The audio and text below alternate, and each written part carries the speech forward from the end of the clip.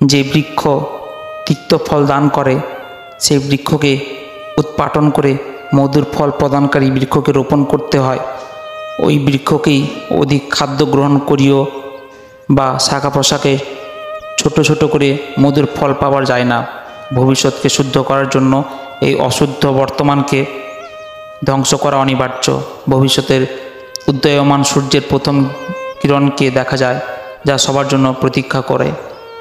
অধিকতর আত্মা নিজের দেহকে সব কিছু বলে গণ্য করে, স্বয়ং দেহ থেকে যে ভিন্নতা জানতে পারে না।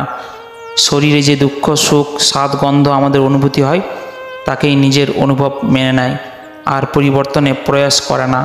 যে আত্মা পরিবর্তনের প্রচেষ্টা করে না, নিরন্তর অধর্ম করে চলে, তাকে জাগ্রত করার জন্য দণ্ড দেওয়া অনিবার্য। তুমিও এটা জেনে নাও যে তুমি কোনো শরীর নও, কেবলমাত্র এক আত্মা। এই পৃথিবীতে পরিলক্ষিত সফল মানুষ তার নয়া যা তুমি ওদের গ্রহণ করেছ, কিছু সময়ের জন্য এই শরীরে বসবাস করেছ মাত্র। এদের শরীরে মৃত্যু হবে, কিন্তু এরা সবই আমার। সে পুনরায় নতুন শরীর ধারণ করবে। ভগবান শ্রীকৃষ্ণ বলেন, প্রেম উন্নতি দেয়, উচিত অনুচিতের জ্ঞান দেয়।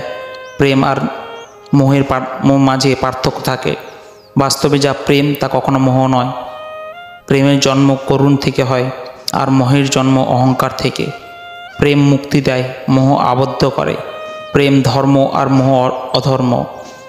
নির্ণয় নেবার মুহূর্তে আমরা সর্বদা কোনো অন্য ব্যক্তির উপদেশ, সূচনা, বঞ্চনা বা পরামর্শকে আধার করে থাকি, আর আমাদের ভবিষ্যতে আধার হয়ে থাকে আমাদের আজকের নেওয়া সিদ্ধান্ত। তাহলে কি আমাদের ভবিষ্যৎ অন্য ব্যক্তির পরামর্শ, কোন অন্য ব্যক্তির দেওয়া উপদেশ ফল? তবে কি আমাদের সম্পূর্ণ জীবন কোনো অন্য ব্যক্তির বুদ্ধির পরিণাম?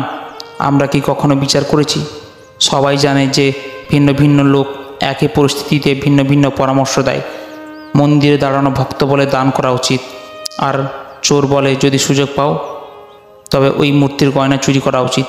ধার্মিক হৃদয় ধার্মিক উপদেশ দিয়ে থাকে, আর অধর্ম ভরা হৃদয় অধার্মিক পরামর্শ দেয়।